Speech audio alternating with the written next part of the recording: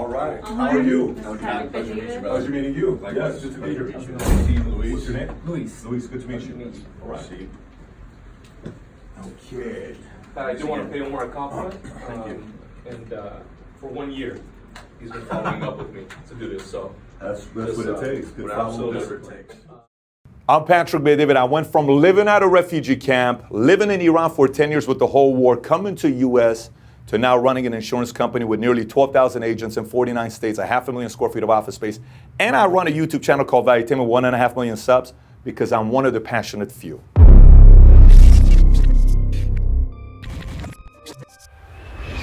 So I just sat down with Omar, and one of the things I like about Omar is the questions he asks, deep questions, and he'll go a little bit more when he sees there's a segue. He's witty enough to go to that direction. No wonder he has 100,000 subs. They'll be at 1 million subs in no time, but I hope you enjoyed this interview. Welcome to this episode of the Passionate Few podcast. Today, we have an extremely powerful episode. Omar sits down with Patrick Bet David, the CEO and founder of the PHP Agency and the creator behind the YouTube channel Valuetainment, which as of today now has over 1.5 million subscribers. Patrick starts by talking about his humble beginning during childhood as a young immigrant escaping war-torn Iran with his parents, landing him into America at the age of 10 years old. But unfortunately, obstacles for Patrick didn't end there. He continued facing endless setbacks and trials along the way, leading him to a major rock bottom moment in his life. Patrick then walks us through his journey of entrepreneurship, sharing how he managed to grow such a wildly successful company, all while finding fulfillment within his marriage and family as well. Patrick also shares with us his insight on the power of imagination and what it truly takes to make your vision a reality. So without further ado, I want to encourage you guys to relax, tune in, and enjoy this episode with the man himself, Patrick Bet David. Thanks so much for being on the show today, Pat. Absolutely, it's good to be on. Yes, man. It's an honor to have you here, man. So let's get right into it. A lot of people have seen what you've done. You've obviously taken the company to massive levels, built a phenomenal brand with Valuetainment, helping entrepreneurs all over the world. But take me back, before you became the Patrick Bet David who could do anything, before you went viral with the Ferrari videos, for people who don't know, I encourage you guys to check that out. Before all that happened, take me back to your childhood. Where did you grow up? What was your childhood like? And sort of where did the ball start getting rolling for you? Yeah, so born and raised in Iran. You know, I lived there 10 years when the war happened between Iran and Iraq. You know, 1.5 million people died. We stayed there the entire 8-year run. And then eventually got so bad where one day my mother just said, we have to leave this place. And it was July 15th of 1989. We left. I went to Germany, lived at a refugee camp there for a couple of years, and then came to the States, lived in Glendale, California, went to Glendale High School, had a 1.8 GPA. Right after high school, a recruiter was getting me named Jesus Guerra, told me military is the place for you to be. Yeah. So I went into the Army. I was at 101st Airborne Division, Air Assault for a couple of years, and then got out. I wanted to be the Middle Eastern Arnold. I was going to go be Mr. Olympia, going to Hollywood, going to, marrying a Kennedy, maybe one day become a governor. So you were working out at that time? I was working. I started working out first time at 14 years old. So at that time, I have good physique. I'm in shape. I was doing some bodybuilding in the Army. And so I've gotten a flavor of it, but now it's, hey, what's the next level? So when I got out, I started hanging out with Chris Cormier and Aaron Baker and some of these guys that competed at Mr. Olympia. And then I just realized it's not the life I want to take. So I, in one day, complete change in direction, met a girl named Jean-Vier who worked at Morgan Stanley Dean Witter at the time. She was advisors for all the Laker players. And we started dating. She would pick me up in different cars. I said, how do you make your money? She said, I'm at Morgan Stanley Dean Witter. How old were you at this time? 21 years old at this time. And I said, how do I get a job there? She says, well, you need to go get your degree first. I said, I'm not going to college. She said, they're not going to hire you. I said, I'm not going to go to college. So she was a UCLA graduate. So finally, I took my resume and I put a cover letter. My resume had Haagen-Dazs, Bob's Big Boy, Burger King, military, and Bally's. Literally nothing. No associate, no 4-year, but on the cover letter, I put my best joke. And on the bottom, I said, if you're laughing, this is exactly how my clients are going to feel when they do business with me. They're going to love me. If you want somebody like me part of your team, give me a call. Did you always, I want to zoom in, did you always have creative attempts of things like that? Because I noticed you do that. Like I know you've done, when people mail you the shoe, I got shoes, one foot yes. in the door, I want to get another. Yeah, I think everybody has it. I would say I'm a pretty creative guy myself. And I sent it in, and next thing you know, we faxed it to 100 different places, 30 places call me. I got 15 interview offers, and then 3 job offers, and I started at Morgan Stanley Dean Witter. So from there, got my Series 766, and it was a day before 9/11 when I became a broker. Yes, Yeah. 9/11 9/10 is Monday. I'm fired up, about to get my Series 7. I'm going to New York for training, World Trade Center, Morgan Stanley headquarters. Next day, 9/11 takes place. And I left there. I went to Transamerica. I was with them for 7.5 years. And in October of 2009, started PHP Agency, and with 66 agents. The number as of yesterday, we have 11,845 agents. We were selling 50 policies a month at first. Last month, we sold 6,540 policies in a month. It's the largest FMO in America that is not owned by anybody. So we're independent, 6,540. 104 offices nationwide, about 500,000 square feet of office space. So that's the business side of it, right? And I'm the majority owner, CEO, founder. De La Hoya is one of our investors. That's that part. Valuetainment purely happened accidentally. I was creating content that was private and unlisted on YouTube. And then one day we said, why don't we try it out? Let's create some content publicly. And we did. And the channel was called Patrick Bet David. I was doing an episode every week called 2 Minutes with Pat. And then 2 years later, we changed it to Valuetainment, and then today, it is what it is. Yeah, you guys have over 1.5 million subscribers. 1.5 million subscribers. Take me back, because I think in Transamerica, you said you were there for 7 years. Were you always a top performer? Did you struggle in the beginning? Oh, absolutely not. Oh, no, not at all. No. So for me, I got in, and initially I was a slow starter when I first got there because Were you broke when you started? Oh my gosh, yeah, I was broke. I mean, I was so broke. I was dating this girl who was a model at the time, and she runs a very nice agency today where she dresses Kylie Jenner, all these Lady Gaga, all those guys, they go through her. I was so broke on a Friday night, I would use the line and I'd say, babe, listen, I love you so much that I don't know if I want to go to movies. I'd much rather just stay home and just cuddle and watch a movie together here, but I just want to spend time with you, you know? And she would fall for it sometimes until she realized this guy's broke. I was in debt $49,000. Wow. Yeah, just a terrible place. I was at a point of going back into the military. I went to become a cop, and they wouldn't help me become a cop because I had 16 speeding tickets at the time. Was that your lowest point during these years? When my lowest point is probably August of 2003. Lowest point, lowest point. What was it about that time? Relationship didn't work out. I'm in debt $49K. My expedition was eventually taken back. I'm driving a Ford Focus. I go from being the main guy going to clubs and partying and all the girls and all this stuff. And one day I go to this one club off of San Fernando. I don't know what it was called. It's not Giggles, because Giggles is Glendale. And I pull up on my Focus, okay? And I pull up on my Ford Focus, and my crew is coming out. And they see me, and they just start laughing, okay? I said, what are you laughing at? He says, what happened to your millionaire car, man? Why are you, you're too big for a Ford Focus. And it was the whole, not the power and, oh my gosh, it was so embarrassing.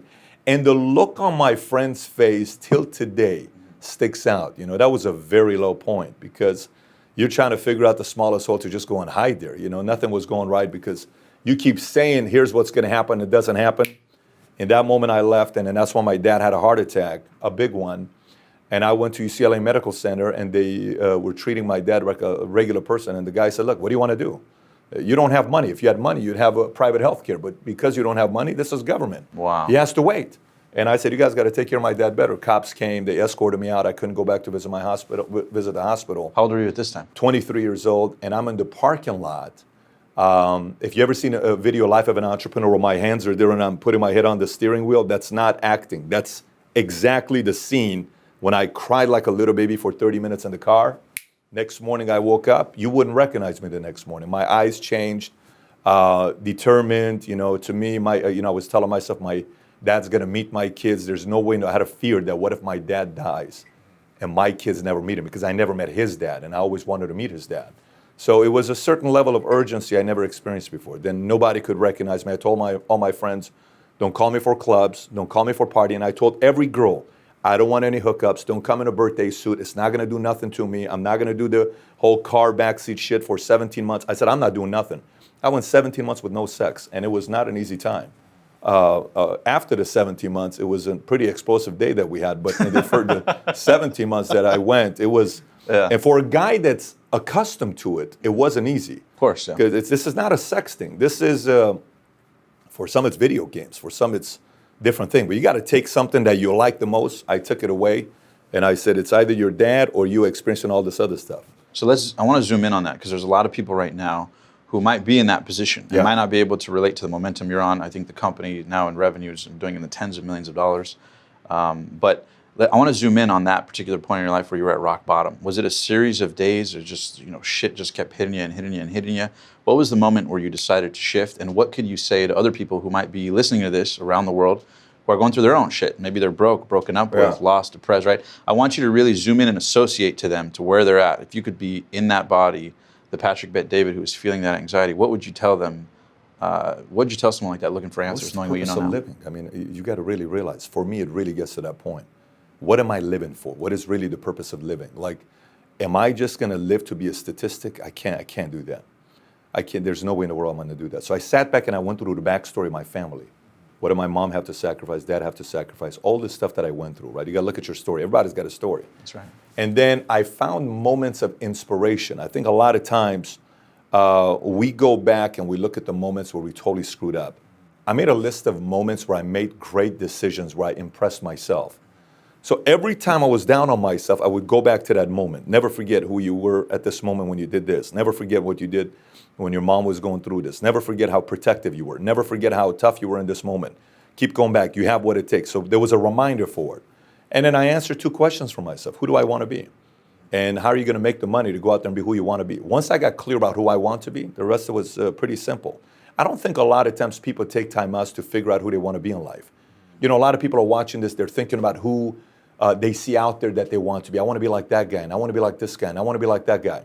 Who do you want to be? Forget about all these other guys, what they want to be. Who do you want to be? And for me, once I got clear on who I wanted to be, the rest was just execution. And then it's knowing how much you are willing to tolerate pain. Whoever can tolerate pain the longest and minimizes the amount of mistakes to stunt your momentum has the highest likelihood of winning. And then it's about who can last the longest. And that's the lasting, because most people cannot last a long time. I remember I was a new salesperson when I got in, and this was around 04. Okay, this is after my dad's heart attack, 04. So you're 24 years I'm old. I'm about 24 years old, and we would be at the office in Encino, Victory and Balboa, right across Birmingham High School. And we'd be at the office every day, and I'd say, okay, let's see what's happening. I'm on the phones. If you saw my cubicle, you couldn't talk to me because you can't come, hey, Pat, so how you doing, bro? I don't have that kind of time. I'm on the phones. I'm literally on the phones for, if you're not sitting in front of me and I'm selling you or training a sales guy, I'm calling. So I'd be on the phones from morning, 8 o'clock in the morning till 10, 11 o'clock at night. So you're going to make money, no bullshit. Yeah. No. At this point, I'm just, so if we spoke, there was a purpose behind it. We're not speaking just to do any kind of waste of time.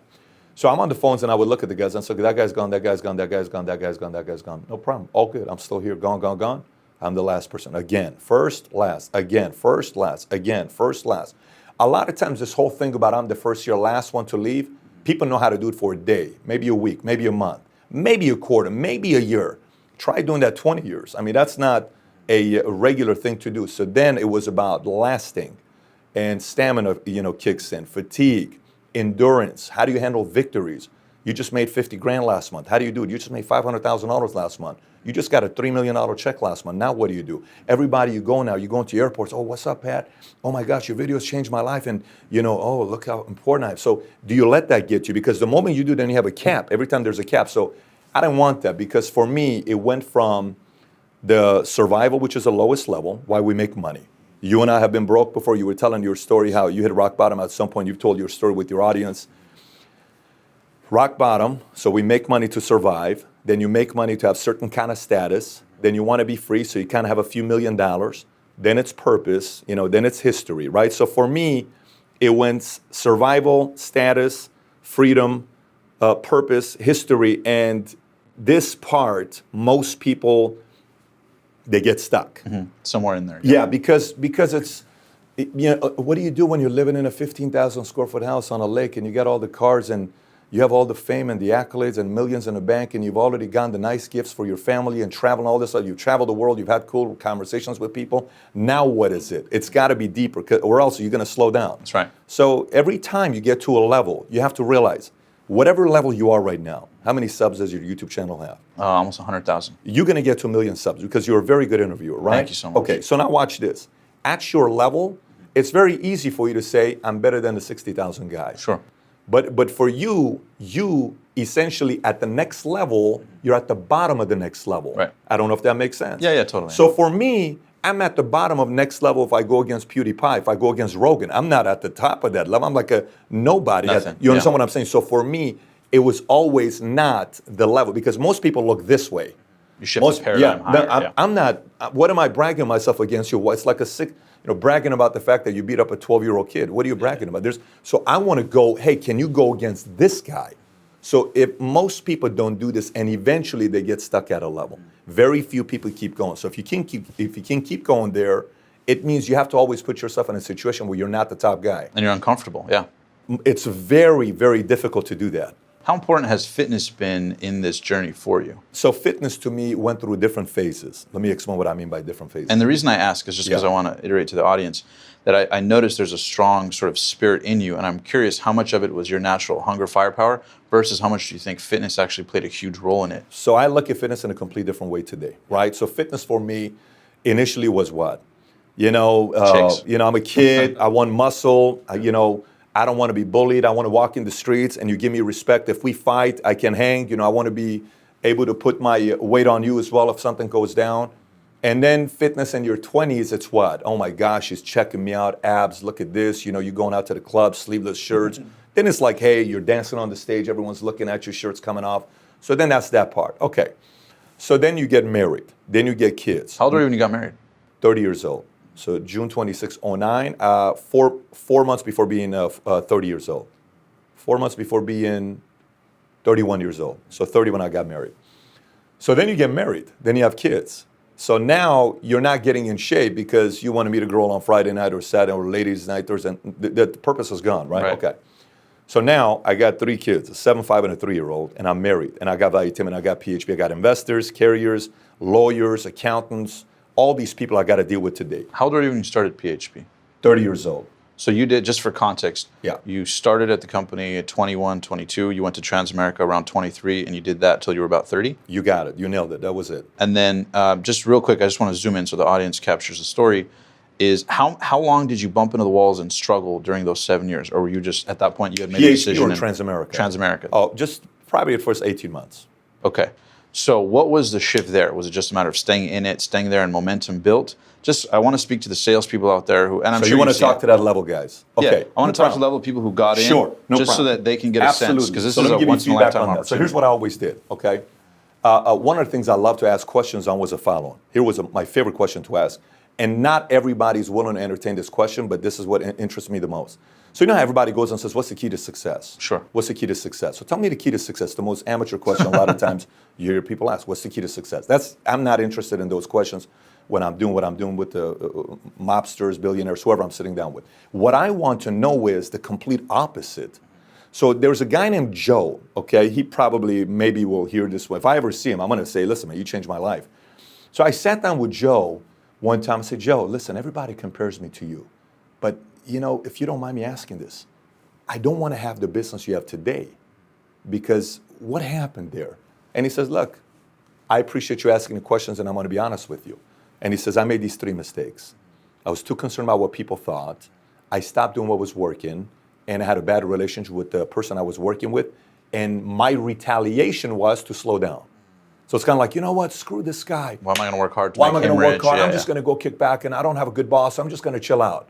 So he says, don't let that be the case. If your vision is so big, don't let somebody, get you to slow down. So as I'm coming up, everybody at the next level, I'm always befriending people that are a level or 2 ahead of me. Always. And learning. Always. I'm befriending and I'm like, listen, this guy's way ahead of me. So listen, what can we do? And then if I passed you, it's pure respect.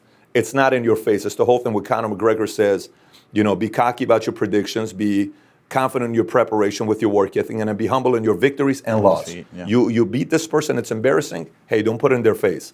Just say, look, I knocked you out, I knocked you out. It is what it is. So if I passed you up, you played a role, we're good, et cetera, et cetera. If you're respectful to me. If we have defamation of character, you're enemy to me. I don't need to do that with you. So then if I'm going, it was always the next. So I would go around the guys and I would say, hey, here's it. And let's just say we met.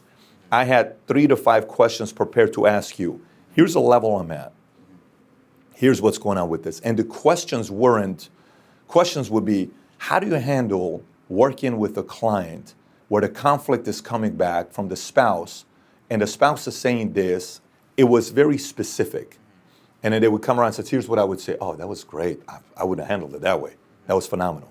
So it's constantly asking people that are 2 or 3 levels ahead of me. Sometimes asking questions from people that are 20 levels ahead of you, it's not helpful.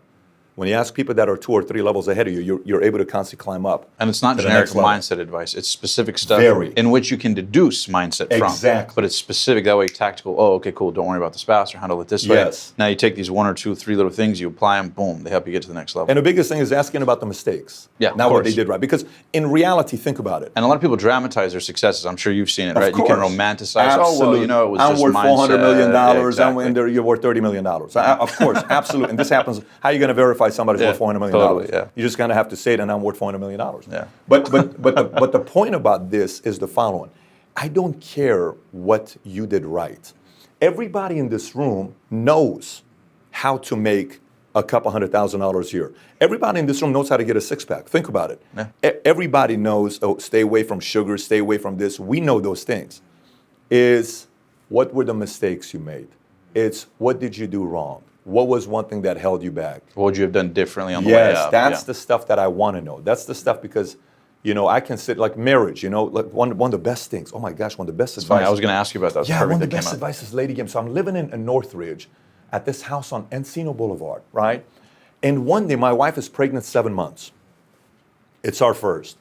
And we're starting the company and we just overcame a lawsuit and she already had a miscarriage and we're going through, so she's 7 months pregnant. There's a lot going on. A lot going on. Our life is just absolute craziness, nonstop issues. At the time, are you a millionaire? No, not on paper, probably worth $4 million. But aside from that, no. Yeah. And this is 31, 32 years old is where I'm at, okay?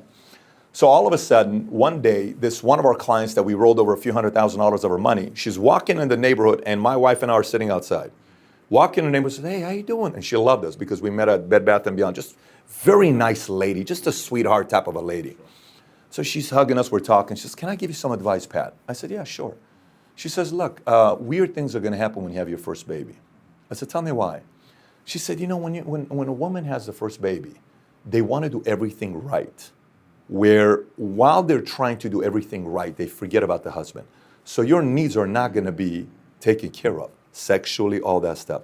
You're going to think the kid matters more to the wife than you do. And it does at this time. Okay? So don't judge your wife. Understand why you are frustrated. Don't take it sexually. And she's speaking specific, like she's not even taking it the politically correct route. And then she looks at my wife, and look what she says to my wife. She says, honey, even though you're tired, even though you don't feel like it, even though you're beat, even though you have milk, everything thrown, you have to figure out a way to please your husband. Wow. So then guess what? What happens? Baby's born. 6 weeks into the baby being born, we are having the worst fight. Worst fight. It's like, oh my gosh, all this, and I'm walking away. And then all of a sudden we're like, do you remember that? This was right. It's like, well, baby, if she's right, you got to please me, baby. We got to do something here right now. It's like, okay, baby, and then we went on. So, well, it's been past the time. I'm like, okay, great. But the point is, That what if little she didn't moment. like, that little moment. So somebody is watching this right now, let's just say, and they're saying, look, I just had a kid, 7 months. We're going through that right now. Now the person's going to say, I thought it's just us. So those are the things I want to know. The next level I'm going through, what are the mistakes I need to be worried about? Like they say, anticipation is the ultimate power. That's very interesting. Now, let me ask you this. When looking for a significant other, it's something that a lot of entrepreneurs deal with, right? Most people who are in relationships with entrepreneurs, if they are not, it could be a very slippery slope. It could be very challenging. It's very energy draining. A lot of people might not have the focus for it, right? A lot of people might not have experience with it. What's your best advice when looking for a significant other and building a relationship? Not that you have it perfect, but what are some things you've seen work with couples in entrepreneurship who are driven, hungry, motivated when looking for significant others? Does that make sense? Absolutely, it makes sense. So the first thing is, first, I don't recommend men get married before 30. Okay, one of the things Across the board. I'm telling you right now, I'm so sold on this concept of before What today. If someone specifically listening is today. like, no, but this girl's different. She's mature. She's that. She's that. So here's what my dad told me, and this may be, Iranian contrary wisdom. to popular belief. My dad said something that's, and it's just, he's going to get heat for this, but he's going to crack up when he sees this. He said, make sure you do every single type of girl you want to be with, in every place, in every position. Then you're done, then consider marriage. He says, you never want it to be like, I missed out on something, Sure. right? Because then it's So I said, hey man, I'm gonna take your word. I'm gonna go out there and do what you told me to do. Yeah. So I got that part out of my system. So when it got to a point where I wanted to get married, it wasn't like, hey, I'm gonna miss out on something, right? So a lot of times people get married. I see this a lot. So let's just say you were a nerd in high school. Sure. Okay.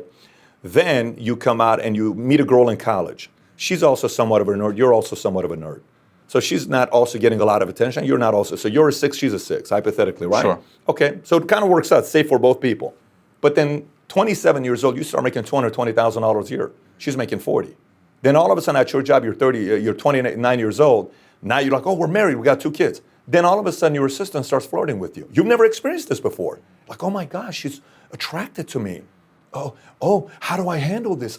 So then, you know what I'm saying? little things can leak in and taint so you. So most people who haven't gotten the attention, then you win heavily at a high level, next level, you're going to get a lot of weird attention just because of your status and your power. You don't know how to handle it. But if you've gone through it a little bit, you're like, okay, it's cool. I'm good, man. I respect it. Boom. Then you move on, right? And by the way, I'm not sitting here trying to judge anybody. Let me tell you, I sin regularly. I make mistakes. I'm not here to tell you I'm at the level and my marriage is perfect. You just should see our fights. If we had a camera around, that itself would be one of the top vlogs on YouTube if you saw our fights. We have some legit fights my wife and I do. Yeah. I'm just telling you life is about odds and you got to position yourself in ways that the odds are on your side. So that's one thing. The second thing I'll tell you to be thinking about when it comes down to relationships, don't compromise your non-negotiables. Earlier I was talking to a guy, 26 years old, he's here, and he says, well, Pat, what do you tell somebody? I'm a new loan officer, I've done 3 loans and I want to really blow it up in loans. What do you think I need to do to make a lot of money in mortgages? I said, so tell me your ideal customer. He says, what do you mean? I said, who's your ideal customer you'd want to do refinancing with? I want the person to be someone that is already a homeowner, they have high interest rate, and preferably somebody that wants to get write-offs. I said, what else? He's like, that's it. I said, that's not the right formula. He says, what do you mean? I said, are you single or married? I'm single. Do you have a girlfriend? No. Okay, good-looking guy, 6'5" guy, So I said, okay. Do you want to be in a relationship? He says, I do. I said, okay, what kind of a girl are you looking for? Tell us. And there's like 30 of us around with 4 cameras on it, right? Yes, the pressure's on. Yeah, I said, so what kind of a girl you want to date? He says, I want her to be 5'7", 5'8". Okay, what else? I want her to have colored eyes. Is it okay if she's got brown eyes like you and I? It's okay. So that's not really that important. You would prefer. Okay. What else? I said, you don't know what you want. I said, let me tell you what happened with me. Up until 28 years old, I didn't know what I was looking for. And every girl I dated, it was the same problems every time that I had.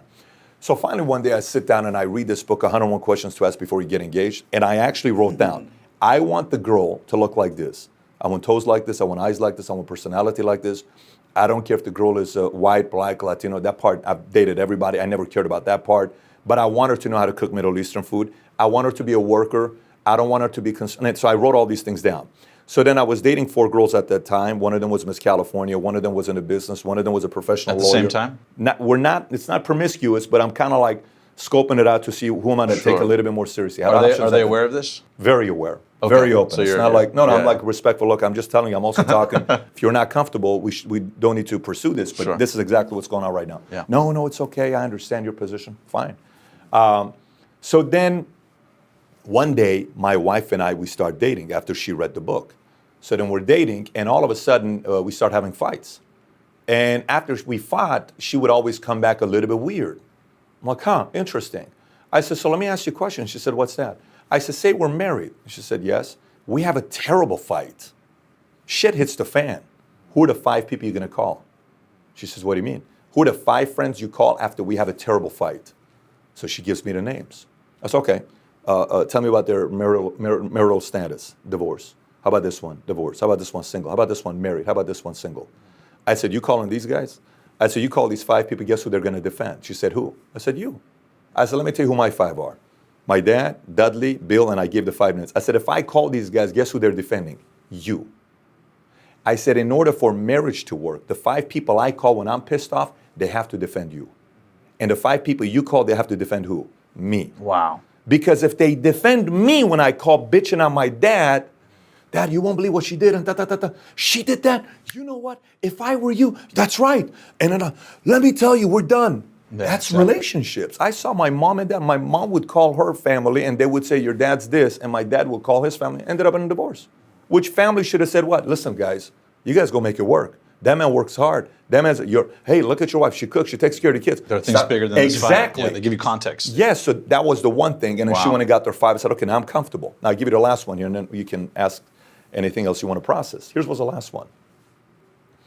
We go to a marriage counselor. I'm all about therapists. I'm all about psychologists. Was she open to it? Absolutely. And Yeah. I'm like, and by the way, I've gone with many girls to therapists. So it's not like you have to be comfortable with me to go through therapists because we need a mediator, right? Marriage is complicated. Relationships are complicated. So we go to this one therapist, and he's a Christian therapist, and we're Christians. So he's like, it's a Christian therapist. It's the person you got to go talk to. So we sit there, okay? $200 you pay. So, tell me about your schedule, Patrick. I said, here's my schedule. You work that hard? Yes. Are you planning on changing that? No. So you're planning on working that hard? Yes.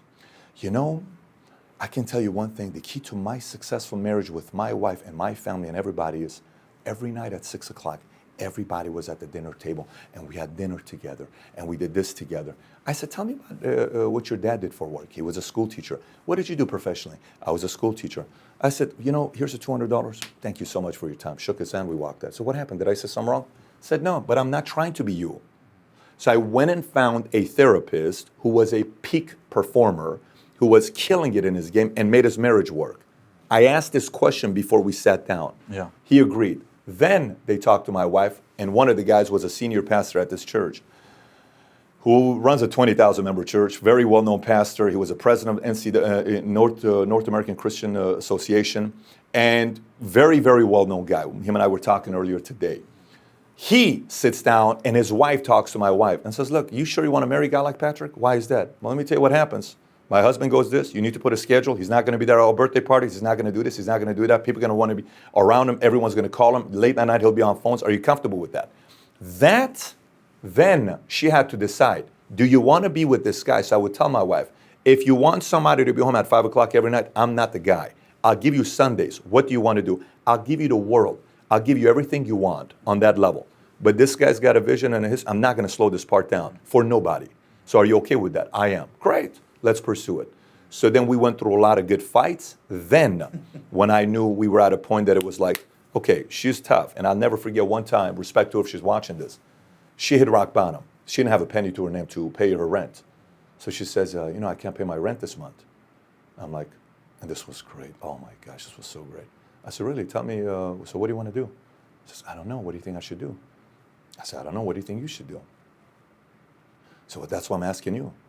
I said, I think it's a good idea if you sell your BMW white convertible and you just go return it to BMW. You can't pay those $880 a month.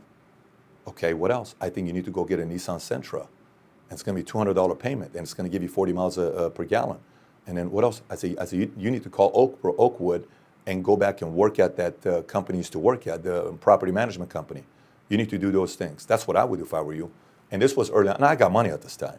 I'm sitting on cash, several $100,000, shy of $1 million. I'm doing good. And How old are you at this time? 29. Okay. And she didn't ask me for a penny. And I said, so we went to BMW. She returned it. No strong. Went to Nissan Sentra. She got her own Nissan Sentra, not with my credit, with her mom's credit. And then she went and got a job at Oakwood, started working, so she had 2 jobs. She paid her rent. She recovered everything. And I said, you could be my wife. In my mind, I'm like, good for you. Good for you. Because she was making her own money, making $150,000 at 25 years as an insurance agent. Wow. And she, just had a tough spot that she hit. Those moments for me, when I watch somebody how they go through hell, because it's very easy to convince yourself, due to great sex with a person, why this one's going to be a great wife or husband. Sure. Never judge a great husband or wife on great sex. Yeah. Or Let me chemistry tell you, or no, anything like that, yeah. never. And, people think this is a joke. I can't tell you how many people I believe it. judge it just on that. Totally. There's a lot more. Eventually, gravity hurts everybody, and eventually you're going to be sponsored by Viagra, and you got to be ready for that. So when that happens, you're going to be a lot longer in that level than you are going to be pretty, good skin, good looking, all that So stuff. it's the character. The depth and character is what matters. I love that. Thanks so much for sharing that. Now, I know we only got a couple more minutes here. I want to zoom in real quick. What do you think makes an effective salesperson or leader in business? So those are 2 different questions. So let's address each one of them. Salesperson. Salesperson is... What are your top 3 tips to be an effective salesperson? The salesperson, first of all, there's 6 reasons why people are not selling more, right? Let's see if I can go through all the 6 of these. Number 1 is work ethic. If you don't work, sales is not for you, because it's not for everybody. You're not going to be working 40 hours a week. You got to be 60 to 80 in the first 2 years to have a shot at sales. Doesn't matter if you're doing pharmaceutical, real estate, loans, insurance. It doesn't matter. So that's the work ethic part. Second part is product knowledge, competency. How much do you know about your product? Especially if you're younger. A lot of people ask me, and they'll say, Pat, what do I do if I'm only 21 years old and everybody's older than me? I said, do you know how to play piano? No. I said, if I introduce you to a Russian kid that's 8 years old, has been playing piano for 5 years, performed in front of 20,000 people, who knows more about piano? The 8-year-old kid. So you're 21, he's 8, right? Who's the teacher? He is. Would you listen to him? Yes, when it comes down to what? Piano. Age doesn't matter. Right. It's expertise. So get to know your product, the competitors. Younger you are, you got to know way more than everybody else, and you can hang with everybody, right? So work ethic, competency, people skills, how you deal with people, reading them, arms being crossed, looking at their watch, looking at the clock on the thing, getting distracted, watching TV, positioning in the kitchen table, how they sit, office, all that stuff. That's nuances, yeah. That's the basic stuff on that people skills. Then it's about your identity, like what do you think you're worth? Are you a confident person? Do you think you're worth $100,000?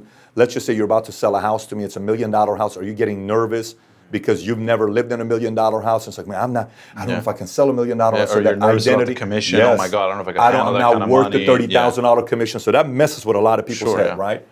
And then you have, so we said what? And then it's how-tos. How-tos are scripts, your FAQs. How do you say this? How do you say that? If they say this, what's the rebuttal? If they say that, what's the rebuttal with this? So those are some of the things that you got to do in sales. So that's that part. Now, sales leader, when it's coming down to leader, there's 20 different things that move people. And I learned this over the years where it's not the same. I have 3 kids. I got a 7, 5, and a 3-year-old. The 7-year-old has been stubborn since he was born. You can't tell him what to do. He's going to tell you what to do. And his personality is very different. Like he read the most books this summer because anything in our household, if you want to get something, you got to read books. You want currency, games, fun, anything, it's only through books in our house. So he knows it.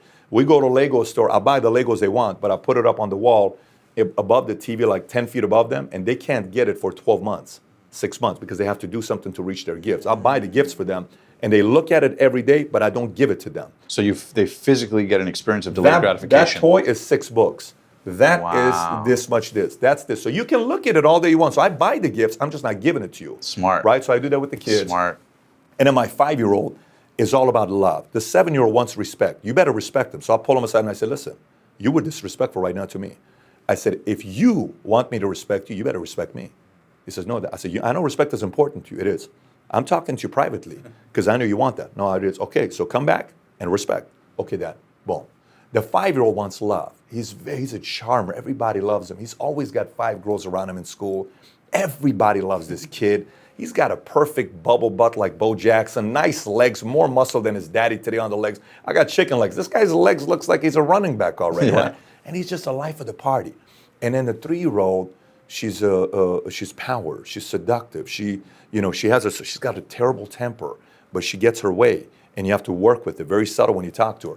Sales leaders have to understand that you cannot drive Johnny the same way as you drive Bobby, the same way you drive Mary, the same way you drive somebody that's single, somebody that's married, somebody that's, in their 50s, somebody that's in their 20s, somebody that's 35. You have to understand where everybody's at and move them based on what matters to them, not to you. If you could care less about having a Ferrari, I'm not going to tell you. Can you imagine one day you buy a Ferrari? Yeah, right? you're not going to sell me on that dream. You're not going to be able to sell you on that dream. So you got to be able to identify what moves people. And once you can speak the language from that standpoint, you'll be able to be a good leader, driving people properly in ways where they'll stay with you for a while because they know you respect them. I love that. Now, in terms of limited beliefs, talk to me about limited beliefs you had about getting to a level financially that you're at now. I'm sure that the Patrick at 21 wouldn't believe where you're at financially now. Would you agree with that? Absolutely. Oh, yeah. So talk to me about the levels of permission, right? Because I think there's something to be said about the fact that a lot of people don't even know what's possible. I'm sure you've seen it in your organization where people might dream of having 6 figures. But you're like, dude, you could be making 200 grand or 300 grand. Why are you setting the barometer at 100? So talk to me about how you in particular got past a lot of your limited beliefs to get to higher and higher financial levels. Because I'm sure, right? I'm sure you had that too. I'm sure you thought like, oh shit, there's no way I get to $1 million or 10 million. The ante keeps upping. So what's been effective for you, and what advice would you give to other people about how to give themselves permission to play bigger and bigger games? What's worked? What's not worked?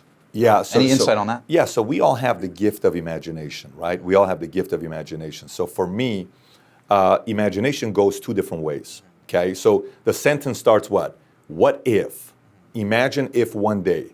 Now, what direction that goes next determines whether you're going to play offense or you're going to pivot and play defense, right? So let's go with the sentences.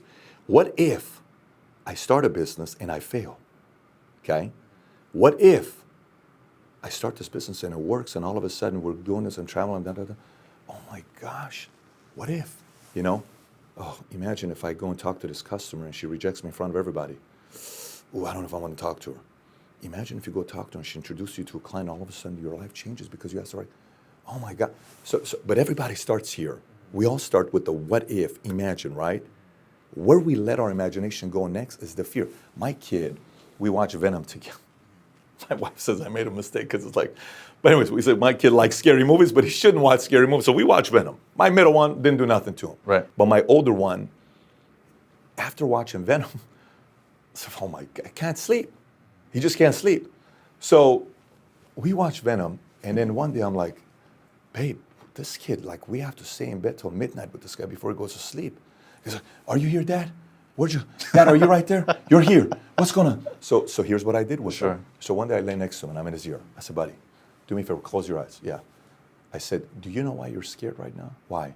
Because you don't control your imagination. You let your imagination go loose. You can't do that. I said, close your eyes. What is the funnest day you and I had together? When we went to Alaska. I said, I want you to right now go to Alaska. So you want me to go to Alaska? I said, go to Alaska. Okay.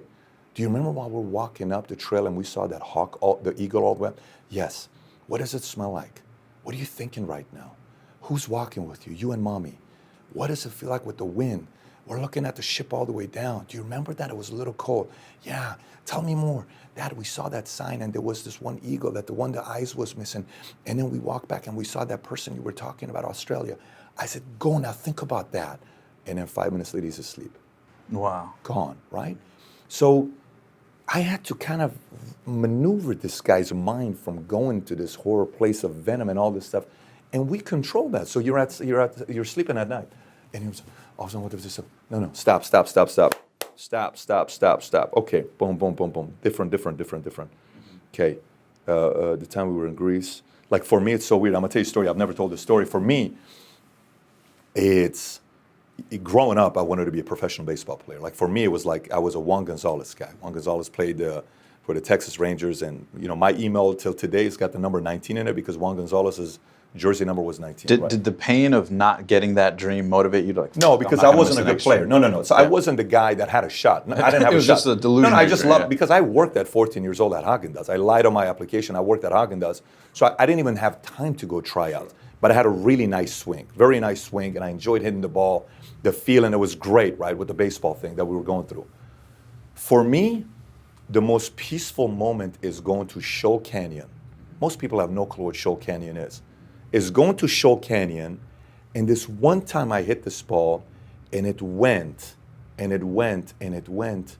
The contact was so perfect that it was so therapeutic for me. And I was with my friend Armin, who he's no longer with us. He died May 5th of 2007. Sorry to hear that. So very good friend. Thank you. Very good friend of mine. So I go there and I see Armin, I see Armand, I see Artin, and we're just hitting the ball. We're hitting the ball with 14 years old, innocent kids. You got nothing, like the only thing you care about is you're just hitting this ball perfectly and it goes, right?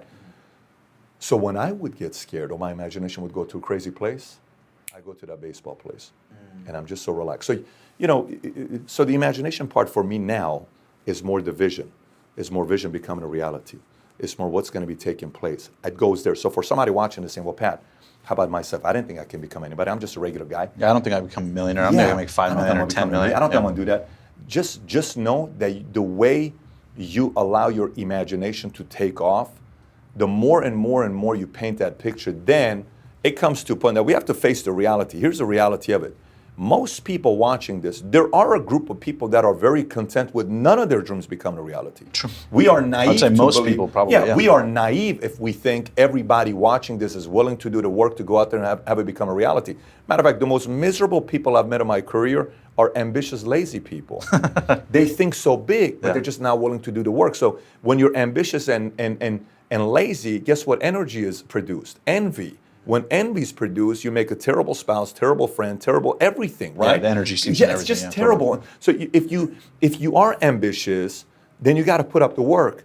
If you're not ambitious and you're okay if life is going to be a $40,000 a year job and you're totally okay with that, then stop comparing yourself. Just be true to who you want to be. But there are some people that are watching and saying, but I really want it.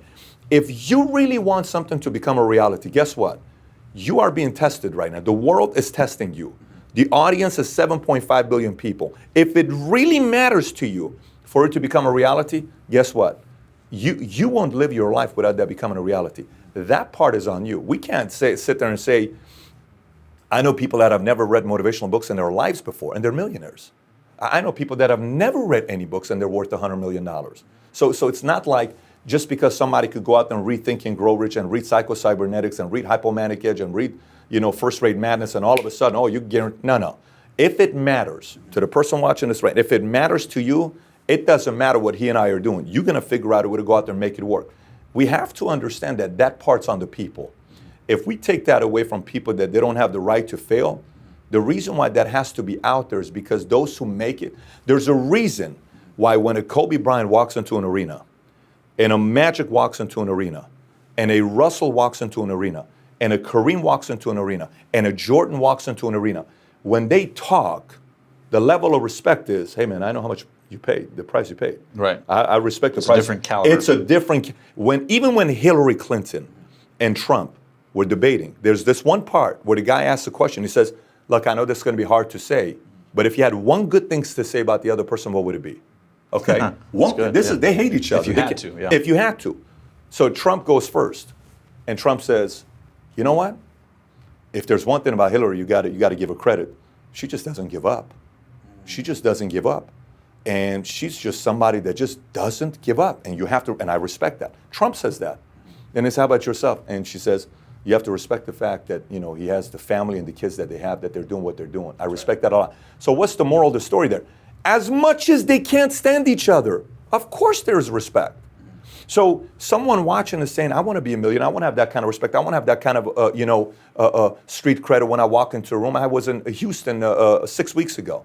And one girl comes up to me and I'm smiling. I'm like, hey, how you doing? Says, how come you don't look at me the way you look at that guy? I said, what do you mean? He says, because the way you talk to that guy is that guy can go out there and make 10 million one year, but the way you look at me is you look at me as if I can only make 6 figures. And that's why I said, I'm sorry. What kind of respect do you want when you walk into a room?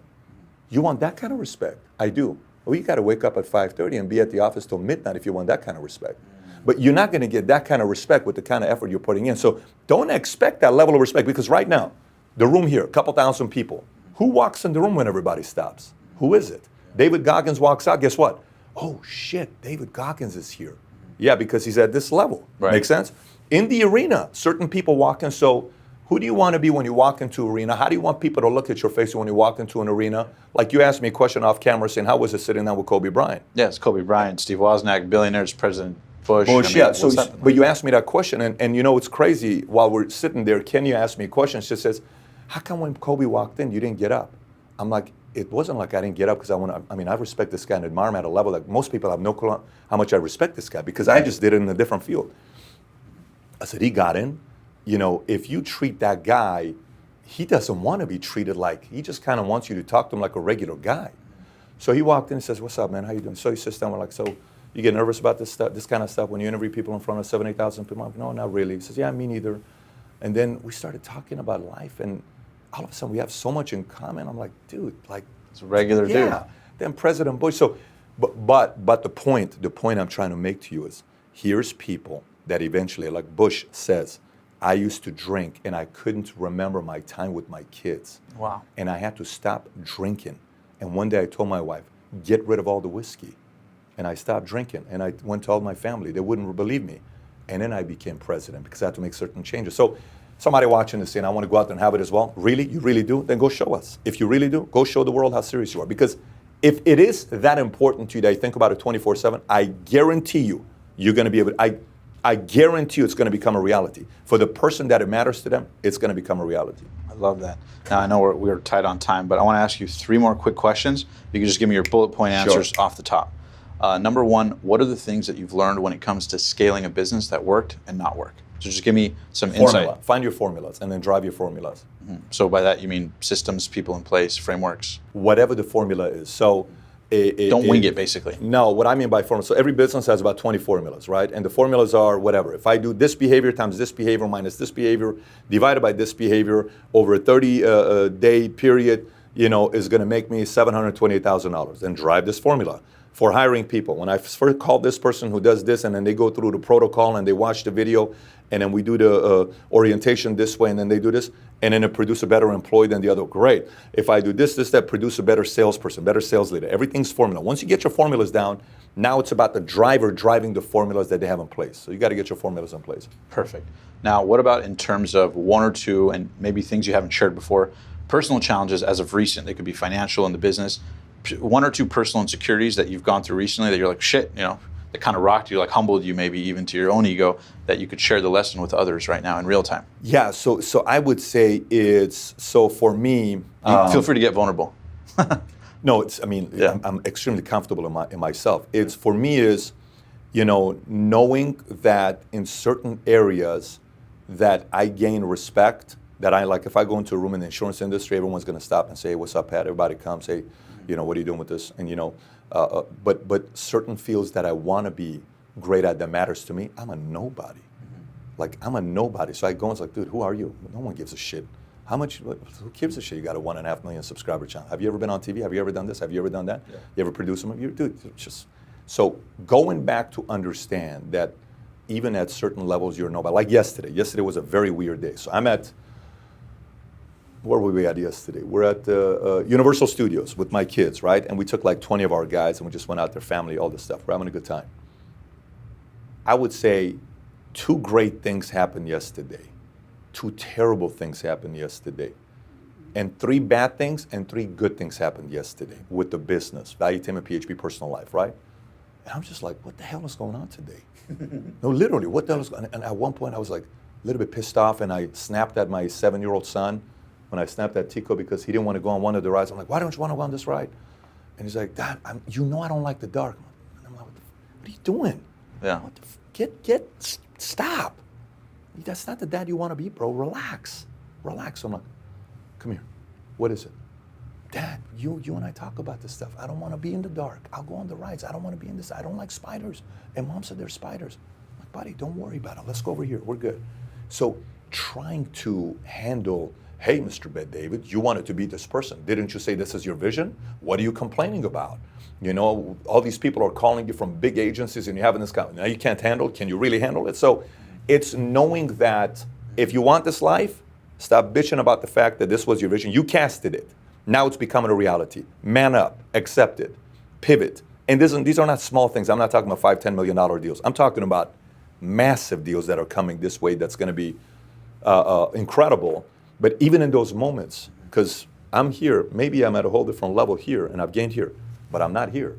So in order for me to get over here, I have to constantly be pivoting myself to get to that next level. So yesterday was a very weird moment because a lot of good, bad, great, terrible things happened simultaneously yesterday. And my kids still just want their daddy. And I had to figure out a way to get all that stuff in place and be a husband, be the father, be the friend to the people that were there. They don't want to see the guy that's, going through all this other stuff. So relax, calm down, go enjoy it. And we had an incredible time with our family yesterday. I love it, man. And then last question before we wrap up and play a little game is knowing what you know now, right? Yeah. Getting to have the experience of having nothing, building this massive company with thousands of agents across the country, sitting down with leaders, billionaires, presidents. What have you found to people who are asking, struggling, stuck? What have you found is the common denominator between people that get to that top level versus the people that always stay stuck or trying? Or is it patience? Is it a matter of you have it in you, just sort of play the patience game? Most people don't have patience. What is it that most people, I guess, have the misconception of what it takes versus what it actually does to get to ever greater levels of their personal journey? So I'll go through these fairly quickly. So the whole thing about what's the key to success, and Sure. and people say marry the right person, faith, hard work, Luck, money, whatever, luck, who you marry, all this stuff, right? For me, I believe the key to success is learning how to process issues. You learn how to process issues and you know your next 15 moves, you're going to be okay. Most people screw it up because they try to make move number 14 on move number 2. It's a mistake. You're going to screw the whole thing up, right? So it's knowing your moves. It's like they say the whole thing about, Like chess players. in An advance. amateur knows their next 3 moves, 1 or 3 moves. The pro knows 4 to 5. The master knows 6 to 10, but the grandmaster knows 11 to 15 next move they're going to make, right? So that's the one part that you got to be thinking about, right? Hence the importance, and I don't mean to interject, but hence the importance of asking others who've seen the moves ahead. Yeah. Exactly. So processing issues is number one. And processing issues is not, I solved this problem, resurface it 6 months from now. No, I'm trying to solve this issue to the depth so it never shows up ever again. So that's number one. Exactly. There's a few things I teach my kids. Every night I ask them, what do we do as a family? We lead, we respect, we improve, we love. Do we bully? No. Do we get bullied? No. What do we pray for? Courage, wisdom, tolerance, understanding. That's what we do as a family, right? So those are some of the things. Now, as far as the things that I want to pass down to my kids, I don't have a jumper. I don't know how to swing the bat today. It's been 22 years since I played any kind of organized baseball. So I don't know what to, like, if you see me throw a football, if you recorded me throwing a football, I'm telling you would be laughing the entire time. I have no idea how to throw a football. Yeah. I don't even know how to throw a baseball. If you see me throwing a baseball, the ball could literally fall down here. We went to Fenway Park where they were showing you can throw a fastball to see how fast it is. I'm not even kidding with you. phenomenal, Mario's recording it on Instagram. He's recording it on Insta Stories. I pitched the ball with all my power. The ball hits 3 feet in front of the ground. There's 40 people that are cracking up. I'm like, Mario, don't send that Insta Stories out, buddy. Keep it. I don't know how to throw a baseball. Yeah. But I do know I understand business. I understand reading. So my kids, we're going to read. With my kids, we negotiate all the time. You're going to learn how to earn. You're going to learn how to negotiate. So we're constantly negotiating. So, when you look at a lot of that stuff and you combine it together, it comes to a story of helping you get to the next level. But those are some of the things I would share with you with your question. I love it. And then before we wrap up, we always play a game called First Things First. Basically, the way the game works is I'm going to rifle off 10 words or phrases, and you just tell me the first word or phrase that comes to mind. Make sense? Sure. So short word or phrase, first thing intuitively that comes to mind. You ready? Number 1, Patrick Bet-David's legacy.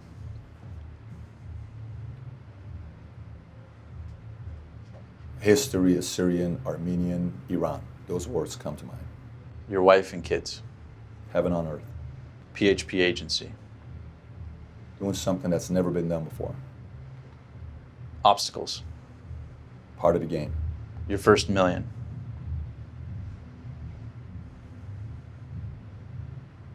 Can't remember it. It wasn't a big deal. The first check that blew your mind, where you couldn't sleep, you're just May freaking out. 29th, 2004. I got a check for $10,045. I made $18,495. My sister was parked outside at Victory and Balboa, and she took us to visit family in Vegas, and I couldn't believe that I got a $10,000 check. Wow. The biggest mistake you've ever made in business. Trying to change people by force. You can't get people to think as big as you do. Some people just don't want it, and you got to let them be. You can't force people to change. The worst advice you've ever been given.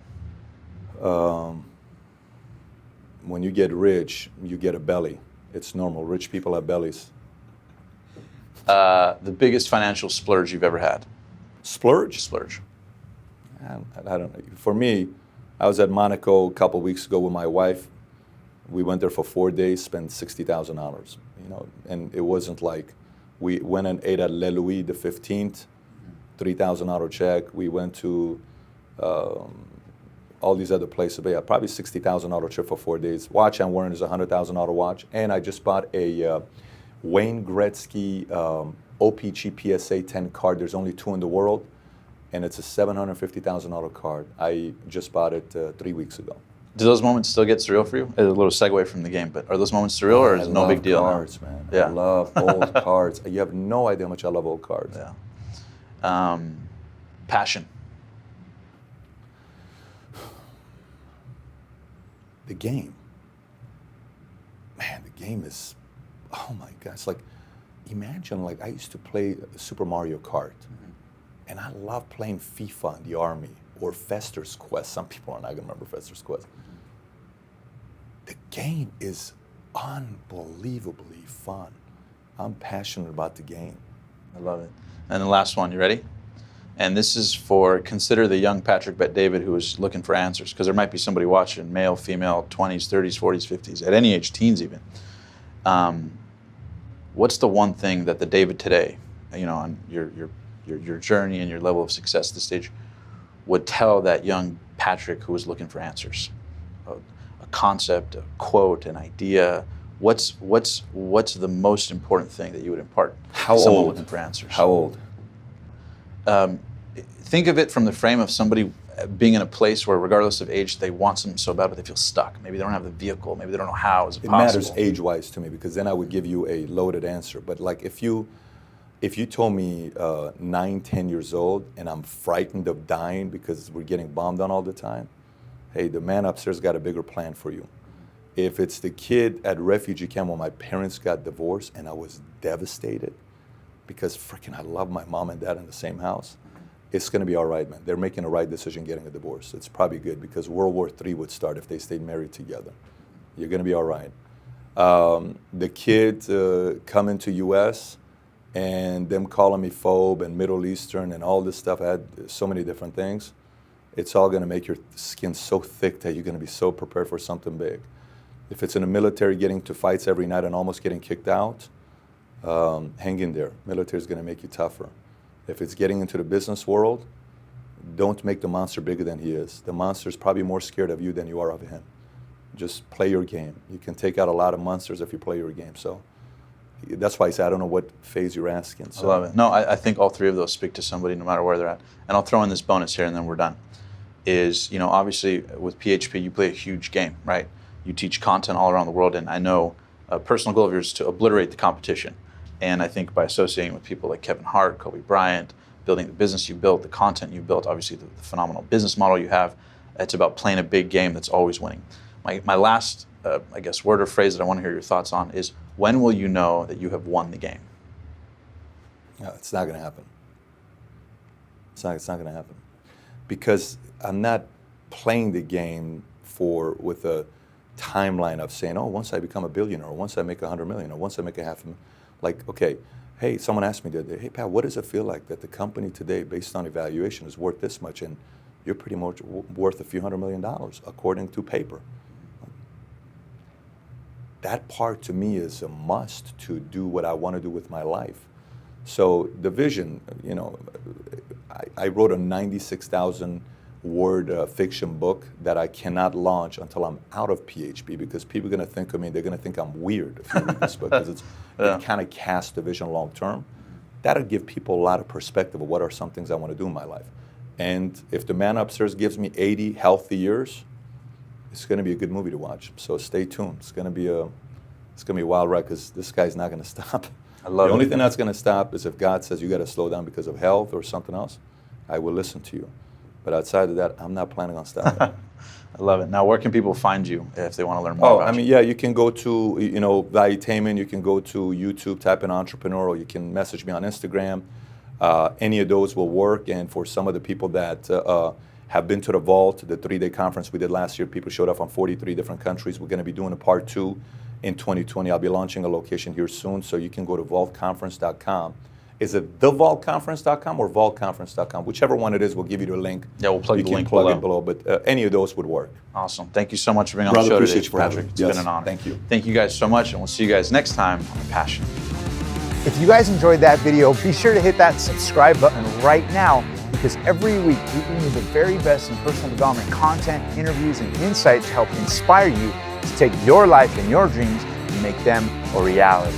And also, if you want to know how to book dream guests the same way I have, you can check the link below for my top 3 secrets. So if you have a podcast or a show or whatever it is and you want to collaborate with them, if you click that link below, I'll give you those top 3 secrets to help you get in touch with anybody. And also, don't forget that The Passionate Few is available on media platforms as well. So you can subscribe to the podcast. And until next time, thank you for being one of the Passionate Few.